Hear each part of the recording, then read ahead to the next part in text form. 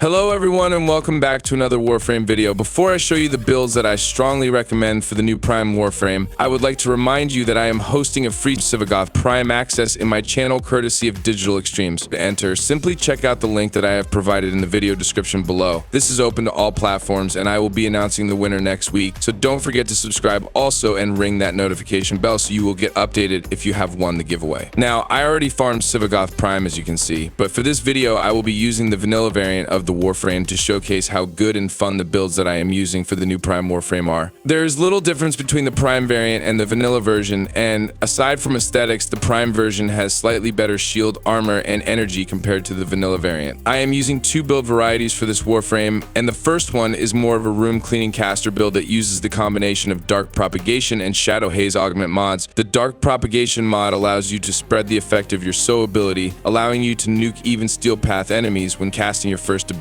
Now, while not necessary, I decided to have Shadow Haze to make the nuking a lot more efficient, since this augment doesn't just increase the critical chance, but it summons two shadows that allow you to nuke multiple enemies at once compared to not having this augment. Since I mostly use this in a solo scenario, I added adaptation for survivability, which pairs well with the gloom ability that grants health steal per enemy hit. However, I would like to be transparent that you can't maintain gloom all the time with this build, as the only energy regeneration we have is Arcane Energize. Also, this build is meant for endless missions, as I also opted for Molt Augmented to increase the power strength I lost for having overextended. As you all know, you will need 250 kills before you get the 60% power strength bonus of the Arcane. If you don't like caster builds and looking for a build that has more efficiency in killing, then I recommend the Weapon Master, or you can also call it the soloist build for Sevagoth. For this build, I decided to replace the fourth ability with Pillage, not just to increase the survivability with adaptation, high shield value, and then shield gating, but also to strip the armor and shield of enemies, hence making them more vulnerable to the critical bonus of Shadow Haze. As I have said, this is a Weapon Master build also, since it mostly uses weapons such as the Incarnate Torrid or any high critical weapon to murder enemies with your red crit build. Finally, if you are looking for a build that utilizes the Warframe Shadow, then I recommend that you look somewhere else, because I don't have a build that specifically makes good use of his shadow. I have been playing this Warframe for years now, and before the Dark Propagation augment was added, I was always using the regular Gloom and Pillage setup until the Shadow Haze augment was added to add more red crit to my regular Gloom build. This is just my opinion, but I really don't like the Shadow build on this, since it somehow makes me feel like I'm being hindered from staying in one area. Shadow build is not bad, but I just don't like the constant stationary gameplay while in Shadow mode. I move constantly and I prefer a build that can give me mobility so I can kill enemies faster. Fashion-wise, I think that Sevagoth Prime is nice as it suits its lore as a pirating ninja in space,